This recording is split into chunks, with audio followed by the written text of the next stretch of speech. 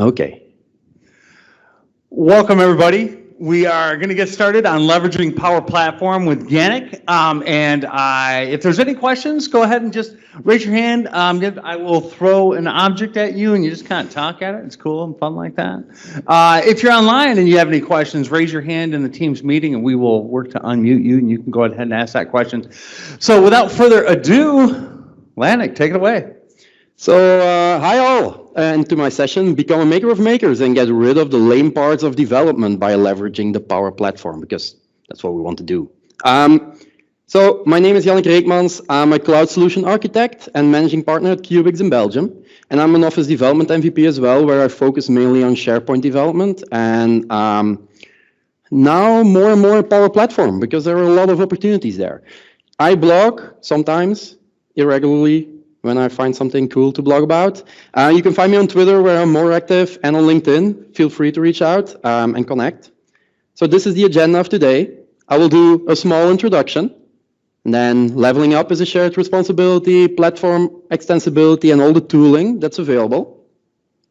So first of all, who in this room is a developer? 1, 2, 3. So that's not much. From those that are a developer, who has developed for the Power Platform before, or for Dynamics, maybe. It's 1. So that's, hopefully I can teach you something then for the rest of the room, because no one has heard about all of this. Now for the developers in the room, Microsoft loves developers. So this slide, they presented it 2 years ago. I like it because they mention all of the things that they're involved in and all of the tooling that they create, and they love developers. Now, most recently, Microsoft has been saying that Power Platform loves developers as well. Nah. Do developers love the Power Platform? And that's the thing. It's a situation where, well, it's unclear. Now, I feel that developers should love the Power Platform. And there's a lot of reasons why. And this is a slide that Microsoft presented over and over again. Basically, 65% of enterprise application development will be low-code by 2024. Now, one of the problems there is, or one of the reasons for that is, that there will be a lot of new applications necessary over the course of the years to build, like 500 million new applications will need to be built. Now, the problem is, there aren't any trained developers to build all of those. So companies will need applications, there aren't enough developers to build those applications. So maybe low-code development can be a solution there. Now, as a developer, this is what we feel. We sit in our rooms, we want to develop. We want to write code. Leave me alone. I don't want to do meetings. I just want to create something.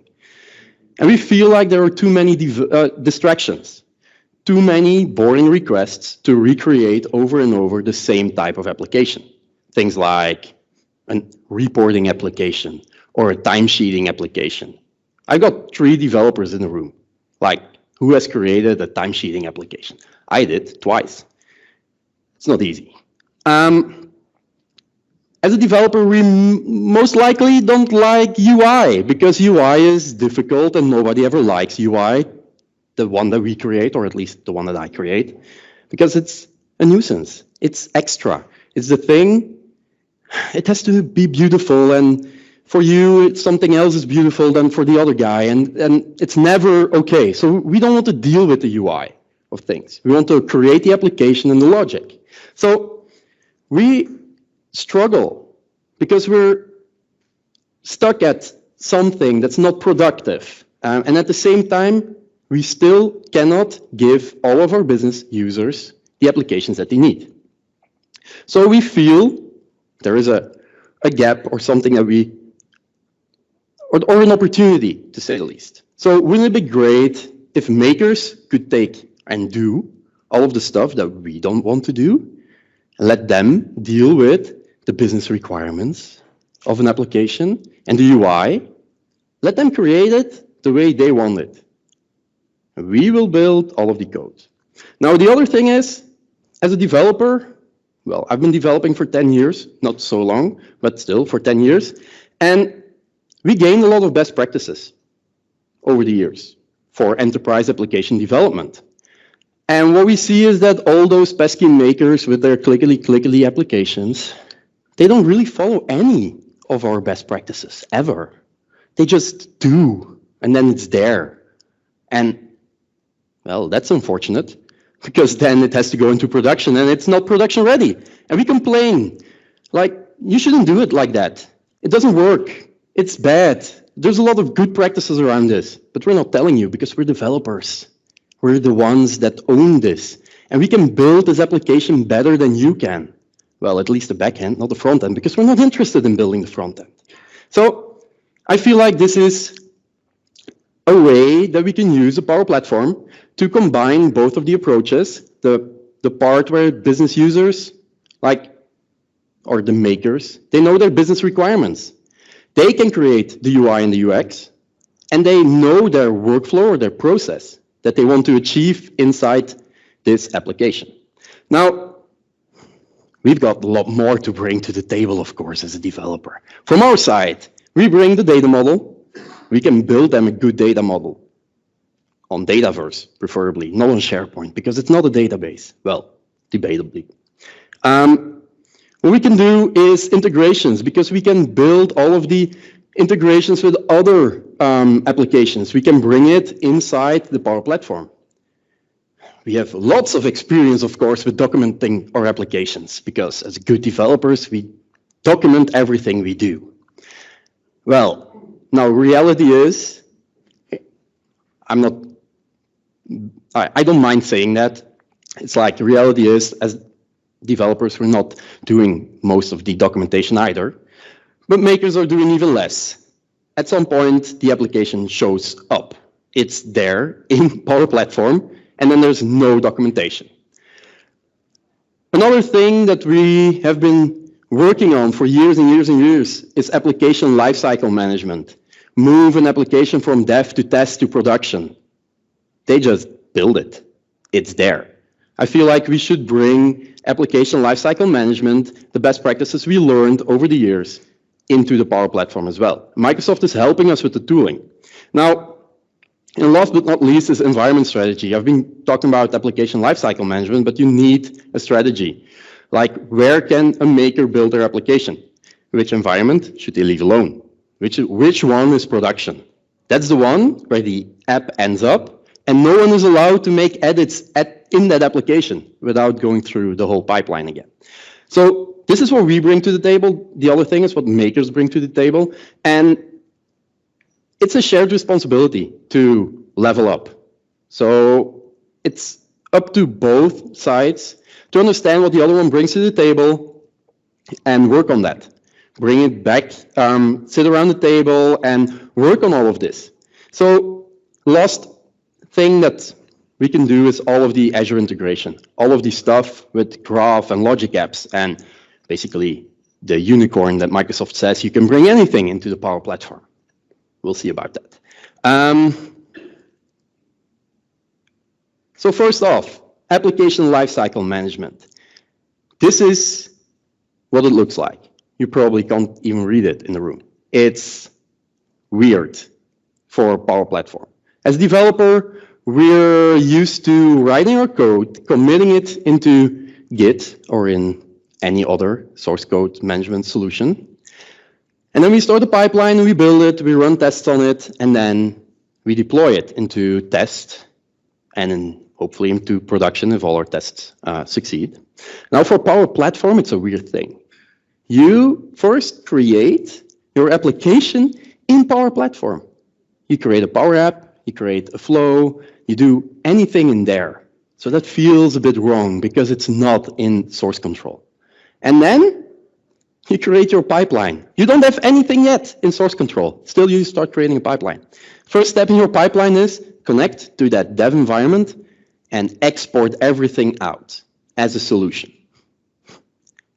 And then you unzip that solution and you store everything in your Git.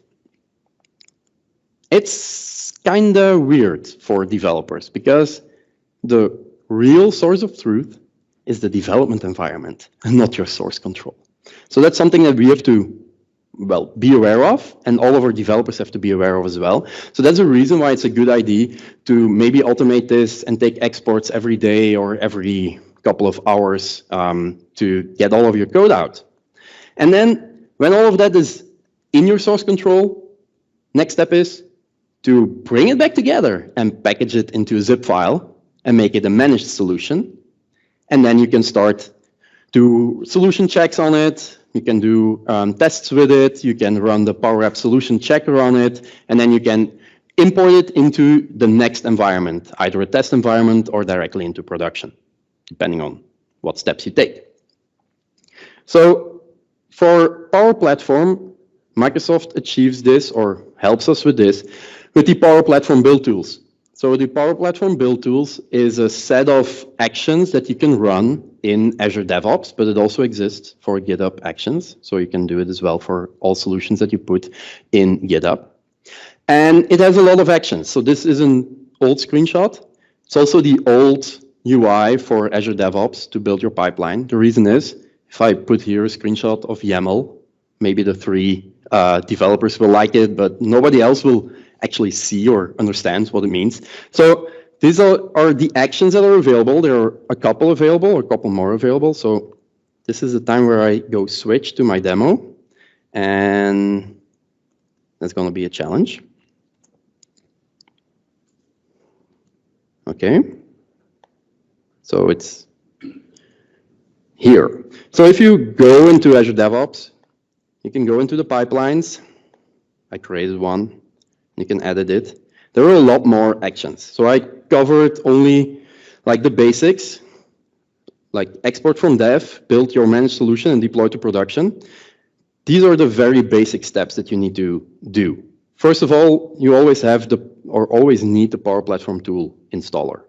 So if you have multiple pipelines or multiple like pipelines to run on check-in, for example, I now put everything into one pipeline, but every pipeline or every job that runs on a different workflow or job agent needs a Power Platform tool installer first.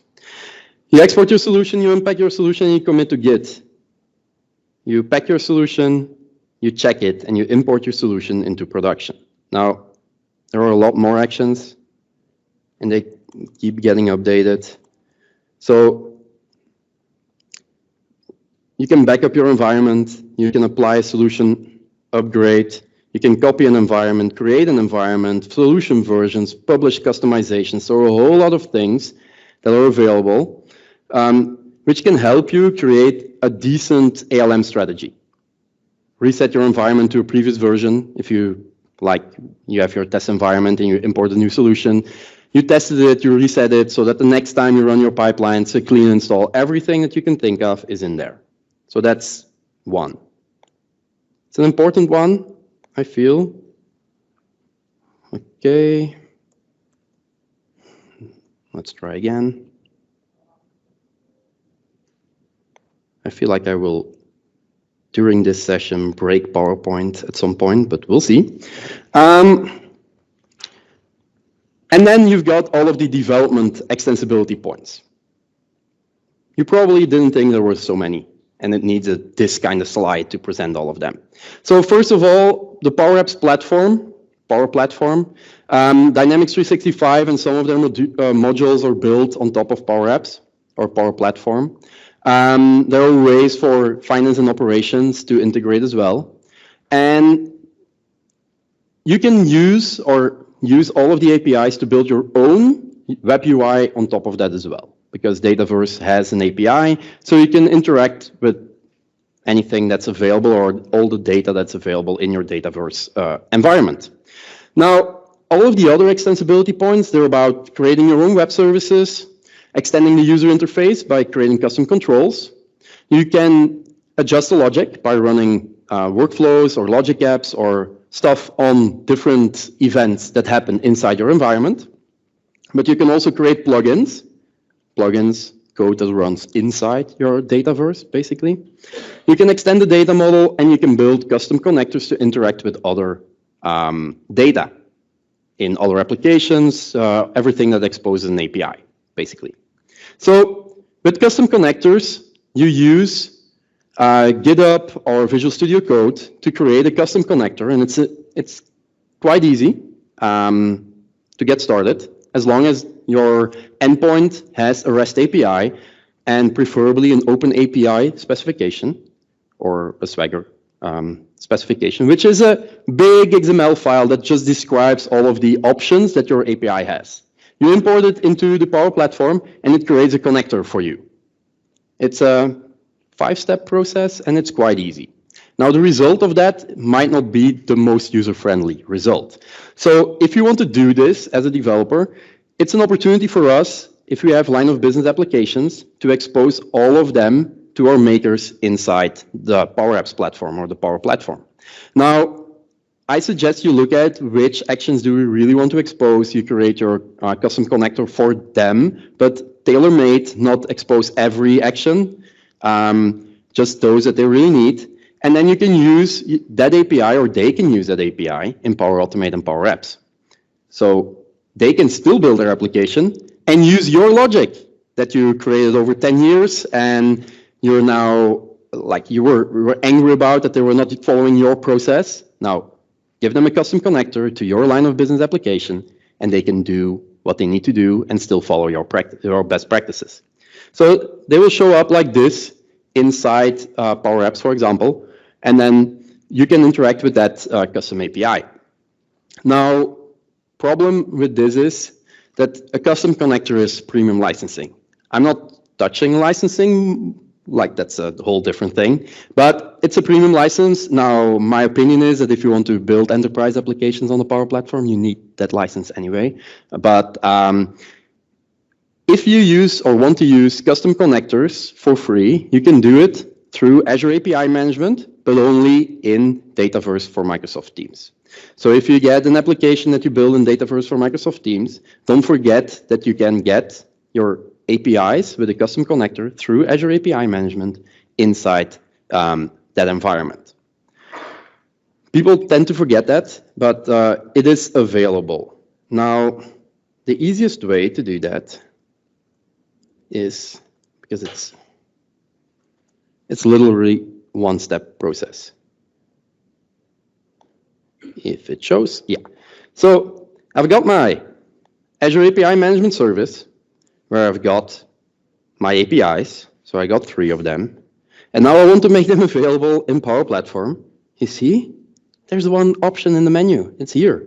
You click it, you create your connector, you select the API you want to expose. Let's take v3. And then you select an environment where you want this thing to be. You click create, and the connector is there. I'm not going to do it because it takes some time to generate all of the stuff that's necessary. But after a while, your connector will show up in that environment, and you can create your application using this custom connector. So if that environment that you select is a normal Dataverse environment, you'll need premium licensing to use it. If it's a Dataverse for Microsoft Teams environment, it's free. So it's included in your existing licenses, is what Microsoft likes to tell you.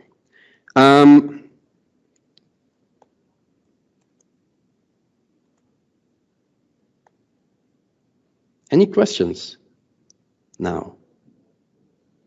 Okay, move along. Plugins. Plugins are the real code. Finally, time to write C# code. So plugins are basically custom business logic. They're C# code. Unfortunately, it's something that they still need to fix. You're stuck at .NET 4.6.2. Don't go 4.6. No, it doesn't exist. 4.7.1 or 7.2 or 4.8 or whatever. Don't go 4.6.1 or 4.6.0. It's 4.6.2. That's what works. If you want to build it, that's what you want. They're working on .NET Core, no timeline, nothing we can share at the moment. But of course, it's coming. That's the future. Plugins are used to modify or extend default behavior. And they can run synchronous or asynchronous. What does that mean? If you create a plugin, you have to use the plugin registration tool to attach your code to events that happen in the Power Platform. So when something is created, like I have an account entity table, and I create a new record or row with the new terminology, I can have my code fire on when that thing happens. All of these events is what gets thrown by the Power Platform and that you can listen to and your code gets executed on. So it's for create, retrieve multiple, update, delete, associate, and disassociate. And then you have to pick a stage of execution for your plugin. So that means that if you create your code and you attach it to create, there's a pipeline that gets run through. When an account is created, it will first do pre-validation, then pre-operation, then the main operation, which is the actual creation of the account in the database, and then post-operation. And you can create your plugin to attach to 3 of these 4 stages. You cannot do main operation. That's just creating the thing in the database. And in that way, you can do custom logic before or after, for example, an account is created. Pretty interesting. Unfortunately, still .NET 4.6.2. And then you can create a custom API. Well, let's go back first. Plugins. They execute on the server of Dynamics. I don't know if there are people that do SharePoint development or used to do SharePoint development. We had the same thing, server-side code. It's still, for Dynamics, it's still there. For Power Platform, it's still there. If you register your plugin, it gets executed on the Dataverse servers, which means that your code might have an impact on lots of things. Mainly performance or stability of the environment. Now with custom APIs, it's the same thing. But the custom API extends or uses the plugin framework to do a different type of action. It's an action or a function. So you can get custom data out of the environment, which is a function, or an action you can trigger your custom code with a web service call. And it can be bound or unbound. It's an interesting thing, took me a while to understand. Being bound means that your code is attached to an entity or a table, like a record or a row. So you can use an account, one specific account, and then trigger your custom API on that one particular account, for example. And then you get that as a context inside your plugin, and you can use that context in your code. Unbound means that you create a global API. So I've got some examples. I hope you can read them. So top right, you've got an unbound API. So it's just top level v9.1/my API. It's a custom bound API. You can do input parameters as well. And then you can use the plugin framework code to do code logic. Then you got the custom bound API, the second one. It's attached to a specific account. You see accounts and then the GUID in between. And then you can trigger your API on, or your code on that specific account. And the last one is, that's a special one. You can trigger your custom code on a collection. So on accounts or on contacts in Dataverse. And then last but not least, we put complex logic in Azure resources. You can combine it with custom connectors. So we put stuff in Azure Functions, and then you create a connector for your Azure function. You can put stuff in Logic Apps, and then you can call them from your Power Automate flow. And this is the way that we can provide all of this value to our makers.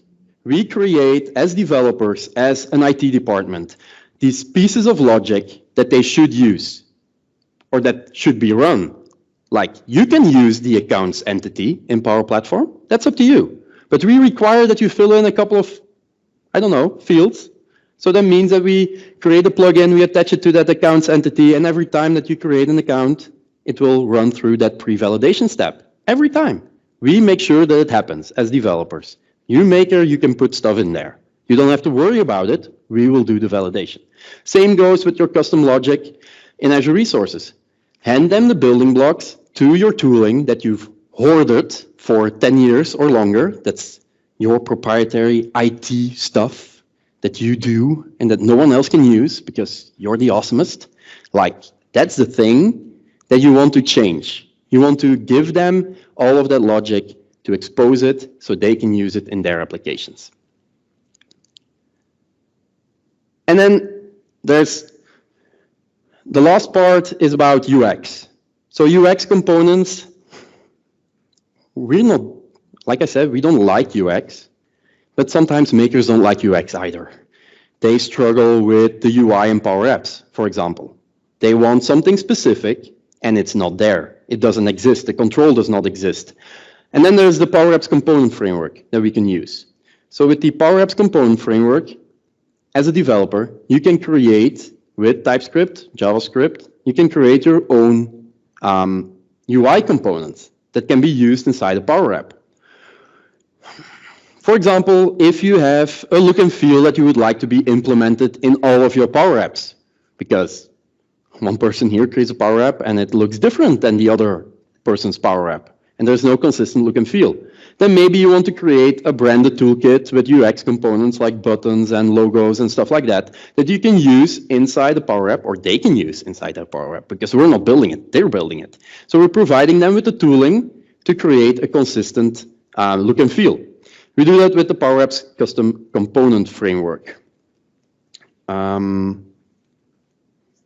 me see, check on time. So they can use it without writing any code. So this is the code. I'm not going to run through it, but if you use the PowerApps CLI or the Power Platform CLI, you can generate these projects for you. And as a developer, we can start implementing it and using it and then put them on the dev environments or the test environments, and they can import it into their applications and reuse all the components that are in there.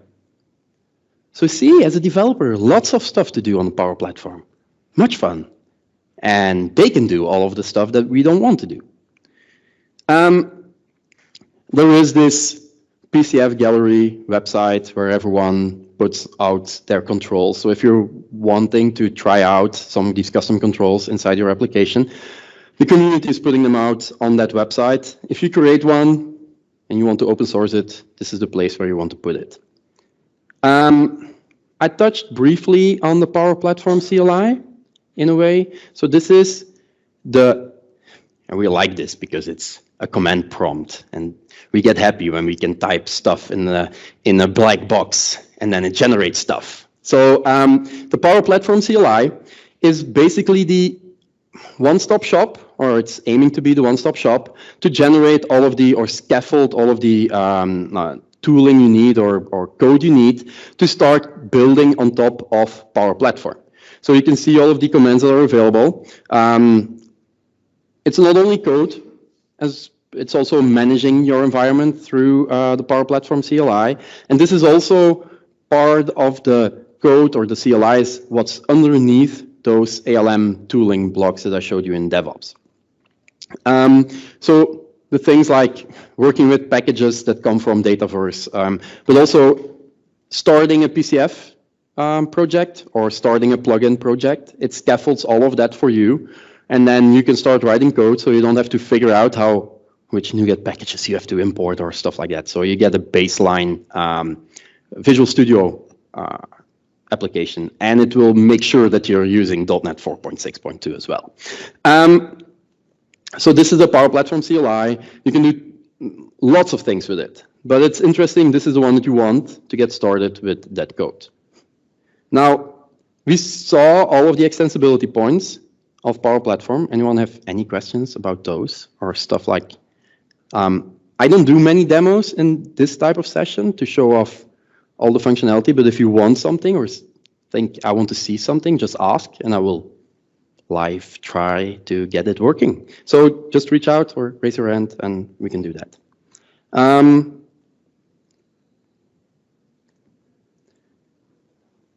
We've got all the extensibility points. We know that we have to bring everyone to the table.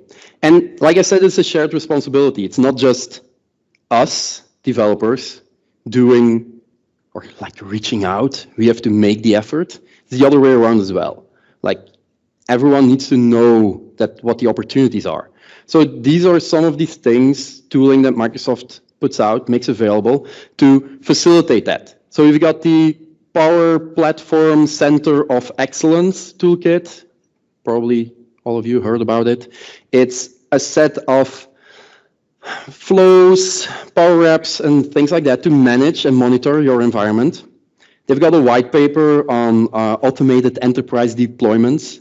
Interesting read. It's a couple of pages. It's easy Saturday reading. And they've got the Power Platform Adoption Framework, which is a tooling to help organizations adopt Power Platform, but also manage it at scale and implement some governance. So it has some strategies. And then there's a maturity model. With Microsoft 365, we got the maturity model as well. There's one for Power Platform. So you try to figure out what level you're at. Where is your organization on this Power Platform roadmap? What's your maturity level now? And what are you aiming to achieve? So if you're here, do you want to go to level 500? Or if it's okay if you're at 300? Is that your goal? And it helps you determine all of the things that you would like to do at that point. So, as a wrap up, we need to level up.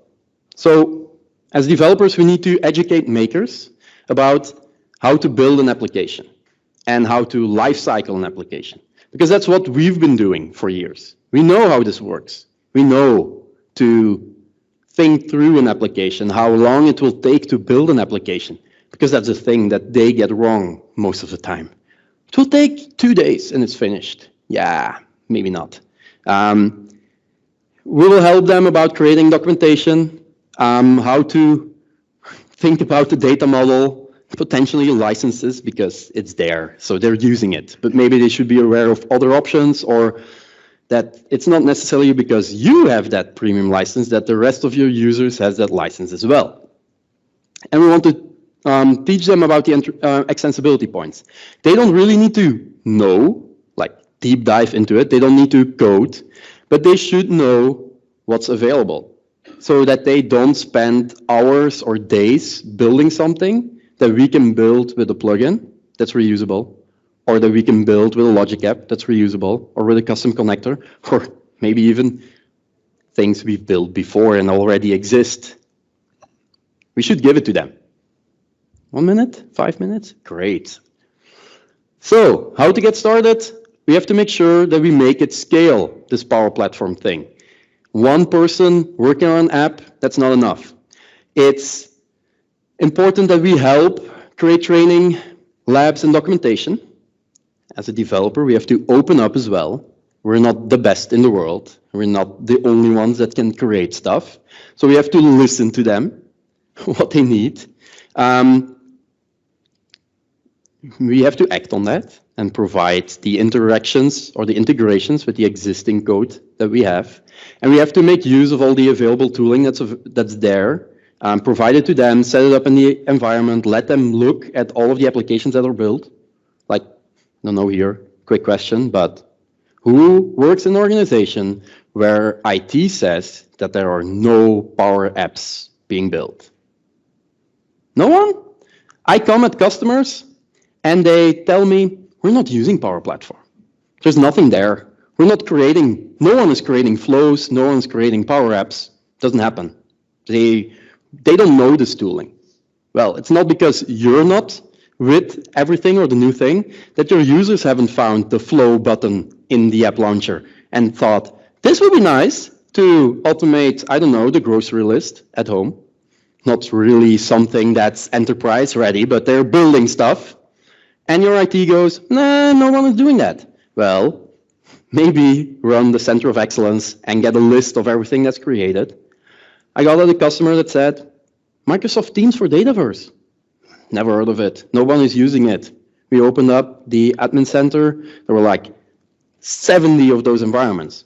Nobody knows what's in there, but the fact that you open that application creates the environment. Yeah.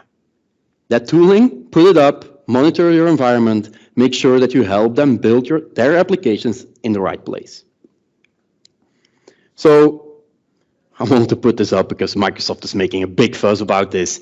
Fusion Dev, create your teams together, create a center of excellence, not just a starter kit, but an actual center of excellence with both developers and makers, and work on that governance. make each other better. Use the Power Platform for what it's, for the worth it can give you in, and the value it can give you in your environment.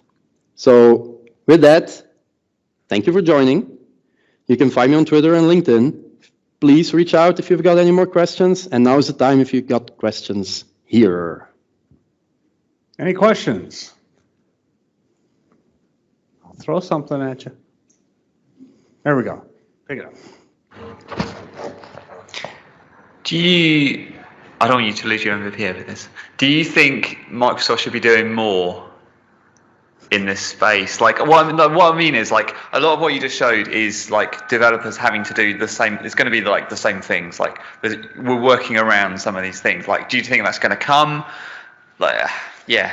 Yeah, I feel like it's early in the process at the moment. So that's my opinion. They've been doing this Fusion Dev thing for now a year. I think it's almost a year that they coined this term. The things that they present and they show you, it's more or less the same thing what I show you. And it's not the deep dive technical stuff that a developer would like. There are some things that are missing. There are some things that I didn't show you. Like with the Power Platform CLI, at the moment, you can take your Canvas app, you can turn it into source code, like a bastardized YAML version, where you can write the code of your Power Apps or your Power App in Visual Studio Code. Yeah, that's awesome. Only thing, it has no IntelliSense. You're unsure when you're writing stuff in Visual Studio Code that it will actually work when you zip it up again as an app and you turn it into the platform. So we're at the beginning of this journey, and I feel like more stuff is coming and should be coming, but now it's still, yeah, same thing with the multi-user Power Apps creation. That's, yeah, you want an enterprise application, and the first one that opens the Power App Studio in the morning is the one that will be building the app today, because no one else will be working on that application. That's, yeah, not great. So I hope they fix that really soon. Okay, so I want to thank everybody for joining online.